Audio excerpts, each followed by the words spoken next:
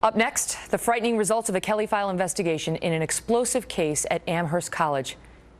Don't turn the channel. Just stay tuned and watch what happens when a student is accused of sexual assault on a college campus. Just trust me, all right? Trust me.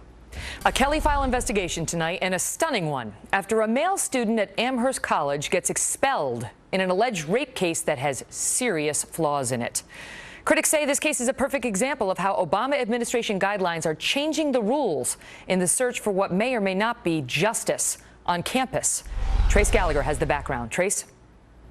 Megan, in 2012, after a night of drinking, a former student who is now using the anonymous name John Doe accompanied his girlfriend's roommate back to her dorm room, and while John Doe claimed he was blacked out, the accuser admitted performing a sex act on him. 21 months later, she accused him of sexual assault. The school said his account of being blacked out was credible, but still ruled against him and expelled him.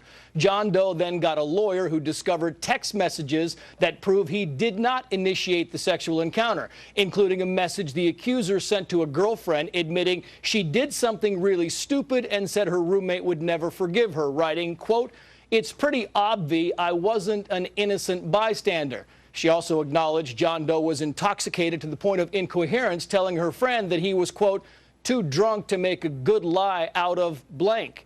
The accuser told the college that after the sexual assault, she invited another male friend over because she felt alone and confused. Yet she had earlier texted the other male friend, writing, quoting again, "I mean, I have my room to myself this weekend if you wanted to come over and entertain me." She then admitted to a female friend she had sex with the second man after she had sex with John Doe. The texts were given to Amherst, but the school would not reopen the case. It's unclear why she waited 21 months to file the allegation, but in those nearly 2 years, the accuser lost most of her original friends, including her roommate, and the lawyer for John Doe says her new friends all happen to be victims' advocates. Amherst now says it's confident the process followed is consistent with federal requirements. Megan. That may be the problem. Our next guest has followed every turn in this case. Casey Johnson is a professor of history at Brooklyn College and is co-author of Until Proven Innocent, which is about the shameful injustices of the Duke lacrosse rape hoax. Thank you for being here. It's hard to understand how wrong things went here. A woman accuses a man of raping her 21 months after the alleged rape. She never went to the medical authorities. She never went to the police. She gets aligned with victims' rights advocates, and her friends turn their backs on her because the person who allegedly raped her was her roommate's boyfriend. The injustice of the process that happened at Amherst once her case went through the authorities is where things get really awful. Explain how it is set up to protect, oh no, not the accused, but the rights of the accuser. Right. So in 2011, the Obama administration essentially ordered all colleges to change their sexual assault procedures. Amherst was one of the colleges that got this order. They changed their procedure, and essentially the procedure there works under the assumption that the accused is guilty and needs to use the hearing to prove his innocence. But he isn't given the tools to do that. He doesn't have discovery. He can't get the relevant evidence that he needs.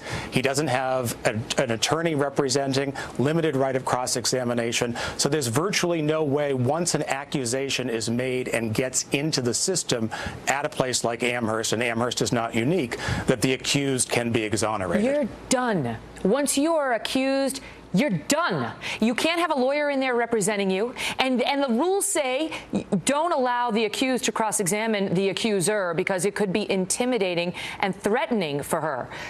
Well, she might be a liar. She might deserve a little intimidation if she is lying, as it certainly sounds the alleged victim in this case did. Talk about the evidence. Okay, so first of all, this guy, John Doe, got expelled. He said, not only did I not rape this girl, she did a sex act to me that I did not consent to. He got expelled. And then after he got expelled, how did he get all of these emails, which we're going to get into? There had been talk that the accuser in this case had texted friends about what happened on the night in question, but the Amherst investigator didn't explore this, the Amherst disciplinary panelist didn't explore this, and he didn't have a lawyer. He got a lawyer afterwards. The lawyer, who was a very good attorney, started asking questions, and the two people that the accuser was texting, who were outraged by the fact that the accuser was misleading, produced these text messages. The emails make very clear. This is after her alleged rape, her alleged sexual assault by John Doe, who was thrown out of school. She texts a resident advisor, "Oh my God, I just did something so effing stupid." Response, "What did you do?" "I effed John Doe." The resident advisor, "No, you didn't." And then she goes on and says, "Official story is he puked and I took care of him, but yes, I did." Then after that, this is her talking about her alleged rape. Then after that, she texts another man and asks that man to come over. And why don't you tell the audience how she represented, why she said she needed that second man's company on the night in question, what she told the board evaluating her sexual assault claim. She told the disciplinary panel that she was so traumatized by John Doe assaulting her that she needed a friend to come over and comfort her. In fact, the man she had invited previously to come over, she then had sex with. She admitted this in another text to yet another friend. So she testified that she was distraught and she needed the comfort of a friend.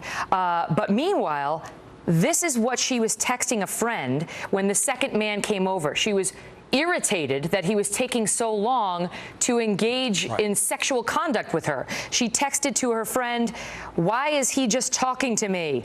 Like, hot girl in a slutty dress, make your move. Yeah." And then she sends a text message saying, "Oh my God, action did not happen till 5 in the effing morning." Then when it came out that, this might not look very good and that her roommate might be upset that she had performed a sex act on the roommate's boyfriend, she decides to say, "My roommate knows me. It's pretty obvious I wasn't an innocent bystander." My head is going to explode. How does this girl get a guy thrown out of school based on this? Well, but she's operating in an environment, and Amherst is not unique here, in which the presumption is that any accuser is truthful, and the process is set up really with indifference to the truth. The idea is to prevent re-traumatization. And to an actual victim, this is, of course, very important. But when you have a case where the victim, or the accuser in this case, is not telling the truth, there's really no way to determine this. And she hasn't had to answer for any of this yet. She hasn't offered her side of the story on any of this. No. Amherst is refusing to reopen the expulsion of this young man. They won't even look at it? That's correct. And that's not atypical. And Amherst's approach is he had his shot, he didn't take advantage of it, and they have no moral or legal obligation to reopen. Guess again, Amherst. A judge is now going to have a say on this, and this cannot stand. It cannot stand. This does violence to the justice system that is set up to protect victims and the accused, the unfairly accused, who have rights as well. Casey, we're going to stay on this. Thank you for breaking the story and bringing it to our attention. Thank you for having me. Wow. And again, Amherst tonight is stressing that the media currently only has one side of the case, but they're confident in their process.